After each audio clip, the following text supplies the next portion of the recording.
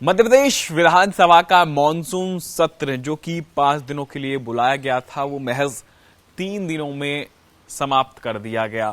और इस दौरान तीनों दिनों तक हमने देखा विपक्ष ने काफी हंगामा किया और कह सकते हैं ये पूरा मॉनसून सत्र जो है वो हंगामेदार रहा। हालांकि हंगामे के बीच सरकार ने कई सारे विधेयक पास करा दिए, अनुपूरक बजट भी पास हो गया और जो सबसे अहम मुद्दा था इस बार मॉनसून सत्र में यूसीसी, उसको भी पास करा दिया गया।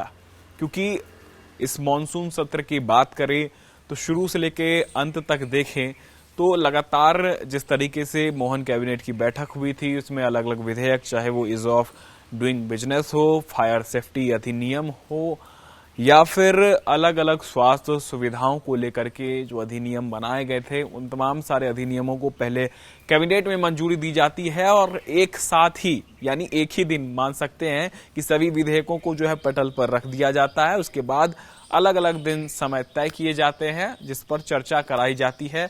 चर्चा के बीच विपक्ष ने कई सारे सवाल उठाए, कई सारे सवाल सरकार से पूछे। मंत्री विधायकों ने जो बीजेपी के हैं उन्होंने जवाब भी दिया। हालांकि ध्वनि मतों से सारे विधेयक पारित करा दिए गए। यूसीसी को लेकर के बात करें तो सरकार पहले ही साफ कर चुकी थी कि इसी मॉनसून सत्र में जो है इसको पास करा दिया जाएगा। ठीक ऐसा ही हुआ और इसी मॉनसून सत्र में ध्वनि मतों के साथ जो है उसको पास करा दिया गया। विपक्ष के विधायक है आरिफ मसूद, उनकी तरफ से लगातार विरोध किया गया। कई बार ये बातें रखी गई कि ये जो है मुस्लिम कम्युनिटी के लिए सही नहीं है। आदिवासियों को लेकर भी मुद्दा उठाया गया। हालांकि बीजेपी बता रही है कि इससे आदिवासियों को फायदा होगा, आदिवासियों को इससे कोई नुकसान नहीं होगा।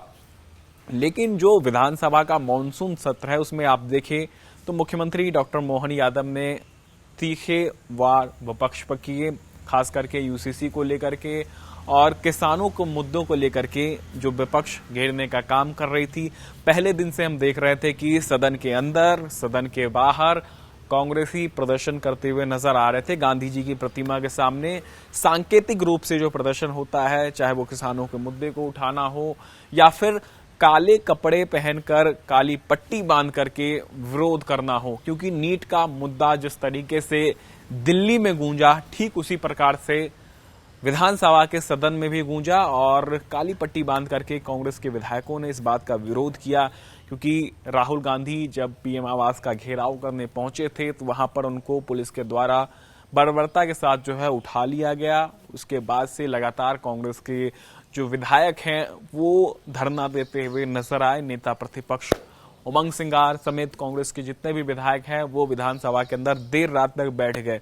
हालांकि इस बीच एक तस्वीर सामने आई थी जहां पर कैलाश विजयवर्गीय भी पहुंचे थे और उन्होंने जिस तरीके से बयान दिया था उसका भी विरोध कांग्रेस के विधायक करते हुए नजर आए। और सीधे तौर पर कांग्रेस के विधायकों की मांग यही थी कि कैलाश विजयवर्गीय को माफी मांगनी चाहिए और धर्मेंद्र प्रधान का इस्तीफा होना चाहिए।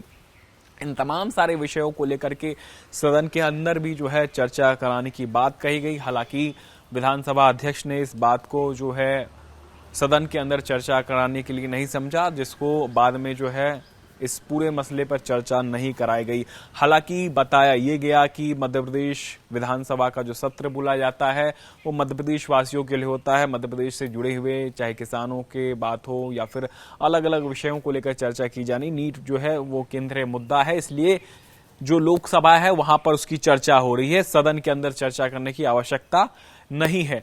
हालांकि विपक्ष के विधायक ये कह रहे थे कि क्या मध्य प्रदेश में नीट के छात्र नहीं है, क्या ये मुद्दा जो है उठाना जाना नहीं चाहिए। ऐसे तमाम सारे मांगों को लेकर के वो चाह रहे थे कि सदन के अंदर चर्चा हो। हालांकि अगर 5 दिनों तक ये सत्र चलता, अलग अलग विषय जो रखे गए थे उस पर चर्चा की जाती, लेकिन ये सत्र जो है 3 दिन के अंदर ही समाप्त हो गया तो जो विषय है वो कहीं ना कहीं पूरे नहीं हो पाए जिस पर चर्चा होनी थी। हालांकि सरकार की तरफ से जितने विधेयक पास कराए जाने थे उनको सर्वसहमति के साथ जो है पास करा दिया गया। लेकिन कुल मिलाकर के इस पूरे विधानसभा को देखें तो हंगामे के बीच जो है कहीं ना कहीं सरकार का जो एक मोटिव था उसको जो है सीधे तौर पर बीजेपी के विधायकों ने समर्थन किया और हमने देखा यूसीसी को पास कराया गया और जितने भी विधेयक सरकार की तरफ से लाए गए थे उनको पास कराने का काम किया गया।